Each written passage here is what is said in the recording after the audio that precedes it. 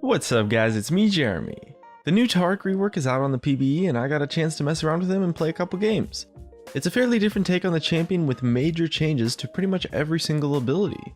And after playing it and breaking it down, I do have to say that the design of this rework is in fact really interesting to me, and the games were a lot of fun too. And if you enjoyed the video, don't forget to hit that like button, and if you don't, please feel free to hit that dislike.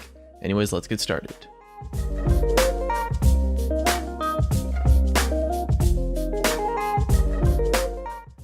Now the reason why I say Taric's rework is interesting design is because, well, at least the impression that I get from it, is that they tried to make Taric have about as healthy of a kit as he possibly could actually.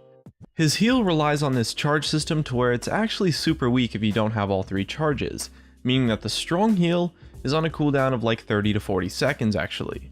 His W creates a super interesting dynamic that doesn't actually make any of his abilities stronger or deal more damage, just makes them have larger radiuses and easier to hit. His stun is now a skill shot and it has a delay on it too, and even his ultimate has a significant delay before activating. With the Taric rework, you can really tell that Riot tried to make about as healthy and balanced of a kit as you possibly could in terms of his mechanics, which is pretty cool to see. Previously, Taric before the rework had a lot of problems, in the sense that he was good in solo queue but bad in competitive play, because of the design problems in his kit. He was too one-dimensional to be useful in high elo unless he was completely broken like he might have been in the past a couple times. But his kit was just too unhealthy to actually be able to buff properly, and the mechanics that he had previously in his kit were not that fair, to the point where if he was viable in competitive play, he would become totally broken in solo queue, and Riot wants champions to be viable in both solo queue and in competitive play and still be relatively balanced. And this Taric rework is likely to accomplish that quite well actually. Regardless of how good or bad this Taric rework is right now in the state that I played it in, it can be balanced with some simple changes to numbers and mana costs, which it looks like was one of the main goals for this rework, and I think that's pretty sweet and was an interesting direction to take him for sure. Now I tried him out in a bunch of different roles, and the most obvious place that he'll find success is going to be on support, because the mechanics with his W create this dynamic that means having an ally nearby give you a lot more options in utility and makes everything easier to land on multiple targets. But I gotta be honest here, when I played Taric top, I was actually quite impressed, in the sense that with Taric top you're playing with such a handicap, since his W becomes almost useless. It gives you a small shield I guess, but doesn't really do much outside of that. But even then, Taric top proved to be pretty good when I played it actually, and I'm not entirely sure. I mean, a big part of it is probably because Sunfire Cape and Frozen Fist are just really strong items.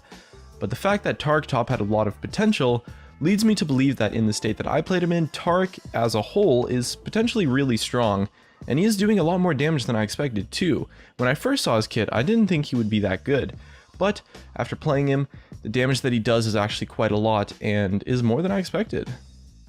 His new passive gives him bonus damage and attack speed on 2 auto attacks after casting a spell, and those 2 empowered auto attacks will lower the cooldown of his heal by 5 seconds each. However, his Q is now a self-target that activates on a radius, and it works on a charge system.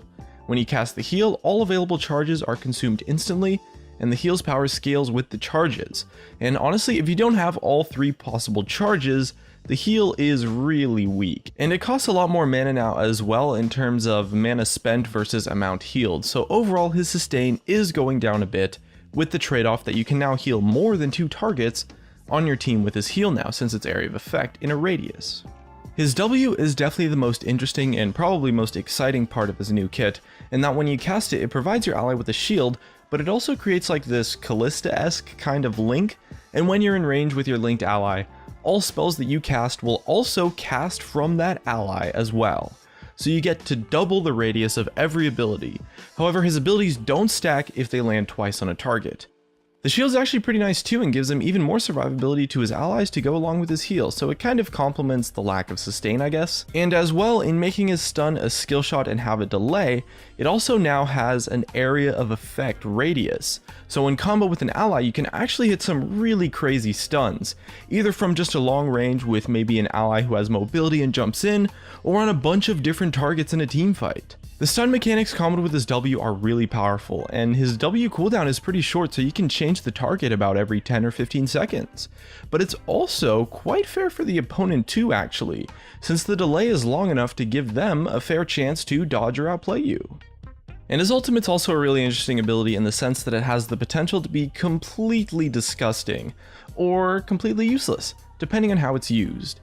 When I first saw the ability preview, I didn't actually realize it at first, but it's like an area of effect Kale ultimate, in the sense that it makes you and your allies invulnerable, but it doesn't restrict you from doing anything. You can still move, attack, and cast abilities. When I first saw it, I thought the stasis was going to be similar to like Bard's ultimate, to where it's kind of like a Zhonya's in a sense, but nope, it's like Kale's ultimate, and since it has the potential to hit as much as all 5 members of your team, since remember you get that double radius with your W, this is a seriously powerful ability that can shut out all types of different characters. The only saving grace is that it has like a 2.5 second delay on the activation, so a lot of times you might use it and then you just die before it goes off. But when you're using it properly, this ability is insane. Because of the mechanics of his W, Taric has become an incredibly versatile champion now. Although he might have been extremely linear before and one-dimensional, he's now quite versatile, with all of his options revolving around who you place that W on. But since his W has a reasonably short cooldown, you get a lot of options. You can place it on your AD carry to kite and be defensive, or you could place it on an initiator or an assassin to help out your frontline a lot, and dive or initiate with them in a sense. My main balance concern with the Taric rework is definitely going to be his ultimate. I mean, it's essentially an area of effect kill ultimate, with the only factor that makes it okay being that it's on a delay. The delay definitely does make the ability a lot more fair, since you can't use it reactively. You have to use it proactively or predictively, and it's very telegraphed to your opponent, so they do have a chance to outplay you in that sense, but it's still a crazy amount of survivability that also gives you defensive power and offensive power too for like diving in and initiating. One thing I like a lot with the Taric rework is that the only direct offensive power that he has is his stun really, and I guess his passive. There's no more armor shred, there's no damage auras, there's nothing that gives him this additional offensive power that potentially makes him too powerful. All of the rest of his abilities are utility focused, even his stun is too, honestly. It's likely that on the PB he probably does a bit too much damage, I think, but his kit is really awesome and it's a lot more fun to play and play against than the linear Taric before the rework. He's made a lot of trade-offs in terms of costs and benefits. His Q costs a lot more mana and is only really good when you have 3 charges now, so his sustain is definitely worse than before. It's just better in teamfights. This Taric, at least in the state that I played him in, is pretty strong though because the utility in his kit now has a lot more stuff than before, and it's incredibly useful stuff. It's not like some situational or maybe only occasionally useful stuff. However, now with Taric, there's so much more room to be outplayed actually. His stun is a skill shot, his ultimate has a massive delay on it, and even his heal pretty much has like a 30 or 40 second cooldown now, since the amount that you heal at 1 or 2 charges is very insignificant compared to the amount at 3 charges. So although I do think he's strong, his gameplay is a lot more healthy, and he's likely to be balanced after some minor tweaks to maybe his damage values, or maybe an increase in mana cost or something. And one thing's for sure, he's definitely a lot more interesting to play. And that just wraps up my thoughts. What do you think about the new Taric rework? Leave a comment, subscribe if you want. Thanks for watching, and I'll see you guys next time.